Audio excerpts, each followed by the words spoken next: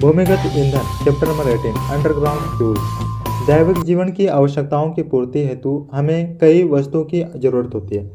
हमें ये सभी वस्तुएं कहाँ से प्राप्त होती हैं? इनमें से कुछ वस्तुएं प्रकृति द्वारा तथा कुछ मानव निर्मित होती है। आइए निम्न क्रियाकलापों द्वारा इसे जानने का प्रयास कीजिए। इस्तेमाल में लाई जाने वाली कुछ वस्तुओं की सूची बनाइए। जो वस्तुएं प्रकृति से प्राप्त होते हैं उनके सामने प्राकृतिक तथा जो वस्तुएं मानव द्वारा बनाई गई है उनके सामने मानव निर्मित लिखिए। हवा, जल, मिट्टी इत्यादि प्राकृतिक द्वारा प्राप्त संसाधन है। इन्हें प्राकृतिक संसाधन कहते हैं। लेकिन आपने यह भी देखा कि कपड़ा, समाचार पत्र, चौक इत्यादि मानव द्वारा बनाए जाते हैं। उन्हें मानव निर्मित संसाधन कहते हैं। क्या आपने कभी ध्यान दिया है कि प्राकृतिक संसाधन मानव के क्रियाकलापों द्वारा समाप्त हो सकते हैं? क्या हवा, जल, वन, मिट्टी तथा कोयला खत्म हो सकते हैं? प्रकृति में उपलब्ध सभी संसाधनों की उपलब्धता की दृष्टि से हम दो वर्गों में बांट सकते हैं। अक्षय प्राकृतिक संसाधन, इन एक्सेसिबल नेचुरल रिसोर्सेज। ये संसाधन प्रकृति में असीमित परिमाण में मौजूद हैं और मानव के क्रियाकलापों द्वारा कभी नष्ट नहीं होने वाले हैं, जैसे सूर्य का प्रकाश, वायु आदि। क्षय समाप्त होने वाले प्राकृतिक संसाधन एक्सेसिबल नेचुरल रिसोर्सेज। प्रकृति में इन स्रोतों का परिमाण सीमित है। ये संसाधन लगातार इस्तेमाल करने से नष्ट हो सकते हैं, जैसे खनिज, कोयला, वन्य जीव, प्राकृतिक गैस, पेट्रोलियम आदि। क्या आपने कभी गौर किया है कि पेट्रोलियम, कोयला, प्राकृतिक गैस जैसे इन पदार्थों का निर्माण कैसे हुआ होगा? पेट्रोलियम और कोयले का निर्माण सजीव प्राणियों की मृत्यु अवशेषों से होता है, अतः इनको जीवाश्म ईंधन कहते हैं। क्या आपने कोयला देखा है? यह किस प्रकार का होता है? कोयले का उपयोग क्या है? कोयला काले रंग का ठोस ईंधन है। इसका इस्तेमाल ईंधन के रूप में तथा अनेक से उद्योग धंधों में किया जाता है। तापीय शक्ति संयंत्रों में कोयले का इस्तेमाल विद्युत बनाने में किया जाता है। कोयला जमीन के अंदर से खोद कर निकाला जाता है। क्या कभी आपने सोचा है कि जमीन के अंदर यह कोयला कैसे बनता है? कोयले की कहानी, स्टोरी ऑफ कोयल। कोयले का निर्माण एक मंद प्रक्रिया है। पृथ्वी के निचले जलीय क्षेत्रों में लगभग 300 मिलियन वर्ष पूर्व घने वन थे। भूकंप, बाढ़ जैसी प्राकृतिक प्रक्रियाओं द्वारा ये वन मृदा के नीचे दब गए। समय बीतने के साथ साथ उन पर अधिक मृदा जमती गई और नीचे की परत का ताप तथा दाब बढ़ता गया। उच्च दाब और उच्च ताप पर पृथ्वी के भीतर मृत पेड़ पौधे धीरे धीरे कोयले में बदल गए। कोयले में मुख्य रूप से कार्बन होता है। मृत पेड़ पौधों का धीमी प्रक्रिया द्वारा कोयला बनना ही कार्बोनिफिकेशन कहलाता है। कोयला पेड़ पौधे के अवशेषों से बना है, इसलिए कोयले को जीवाश्म ईंधन भी कहते हैं। आपने कोयले को वायु की उपस्थिति में जलते देखा होगा। कोयले के जलने पर क्या निकलता है? कोयले के कुछ टुकड़े लीजिए, लकड़ी की सहायता से कोयले को जलाइए। थोड़े समय बाद उसे जल से बुझा दीजिए। जल को सुखाकर फिर से उस कोयले को जलाइए। आपने देखा कि कोयले को जलाने पर धुआं निकलता है। कोयले में मौजूद नाइट्रोजन, कार्बन, सल्फर इत्यादि पदार्थ वायु में जलकर गैस का निर्माण करते हैं, जो धुएं के रूप में कोयले से निकलती है। बुझाए हुए कोयले को फिर से जलाने पर धुआं कम निकलता है, क्योंकि जब उस कोयले में सिर्फ कार्बन शेष है। इसी प्रकार कोयले के प्रक्रम से कुछ उपयोगी उत्पाद बनते हैं, जैसे कोक, कोलतार और कोयला गैस। कोक यह सरंध्र, कठोर एवं भूरा काला पदार्थ है। इसमें 98% कार्बन होता है। यह कार्बन का लगभग शुद्ध रूप है। यह कोयले की तरह चमकता है। जलने पर कोक कोयले से कम धुआं उत्पन्न करता है। कोक = कोयला माइनस गैसीय, अशुद्धि तथा नमी। इसका इस्तेमाल इस्पात के औद्योगिक निर्माण तथा धातुओं के निष्कर्षण में किया जाता है। कोलतार अलगतार यह अप्रिय गंध वाला काला गाढ़ा द्रव होता है। इसमें लगभग 200 पदार्थों का मिश्रण होता है। कोलतार से प्राप्त उत्पादों का उपयोग प्रारंभिक पदार्थों के रूप में दैनिक जीवन में काम आने वाले विभिन्न पदार्थों के औद्योगिक निर्माण में तथा उद्योगों जैसे औषधि, संश्लेषित रंग, सुगंध, विस्फोटक, पेंट, प्लास्टिक, फोटोग्राफिक सामग्री, छत निर्माण सामग्री आदि में होता है। कीटों तथा मौत इत्यादि को भगाने के लिए प्रयोगों में लाई जाने वाली नेफ्थलीन की गोलियों भी कोलतार से प्राप्त की जाती है। कोयला गैस, कोयल गैस। कोयले से कोक बनाने के प्रक्रम में कोयला गैस प्राप्त होती है। यह गैस कोयला प्रक्रम संयंत्रों के नज़दीक स्थापित उद्योगों में ईंधन के रूप में इस्तेमाल की जाती है। लंदन में 1810 में तथा न्यूयॉर्क में 1820 के आसपास प्रथम बार कोयला गैस का इस्तेमाल सड़कों पर रोशनी के लिए किया गया था। वर्तमान में इसका उपयोग रोशनी के बजाय ताप के स्रोतों के रूप में किया जाता है। पेट्रोलियम, क्या आप जानते हैं कि स्कूटर, मोटरसाइकिल और कारों में ईंधन के रूप में किस वस्तु का इस्तेमाल होता है? आपने देखा है कि वाहनों में ईंधन के रूप में पेट्रोल अथवा डीजल का इस्तेमाल किया जाता है।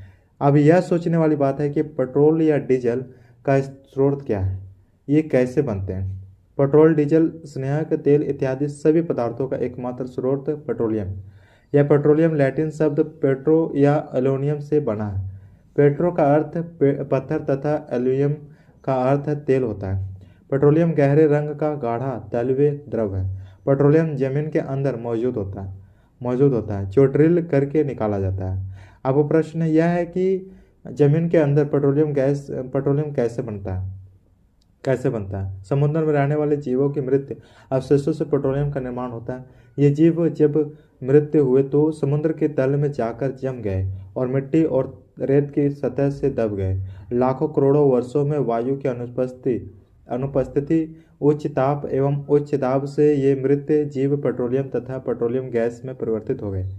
चित्र में आप देखते हैं कि तेलों के भंडार के ऊपर गैस की परत है और उसके नीचे जल की परत है। आपको पता है कि तेल जल से हल्का होने के कारण जल के ऊपर तैरता है, वह जल में मिश्रित नहीं होता है।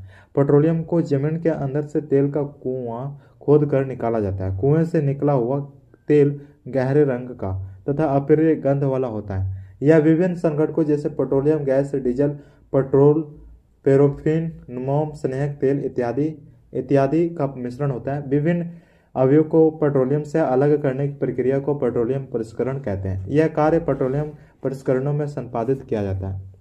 पता लगाइए समुद्र के अंदर पेट्रोलियम के भंडार क्यों होते हैं।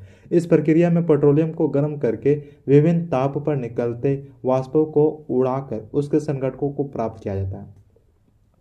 विश्व के प्रमुख तेल उत्पादक देश सऊदी अरब, ईरान, इराक, रूस, मेक्सिको, संयुक्त राज्य अमेरिका और चीन है।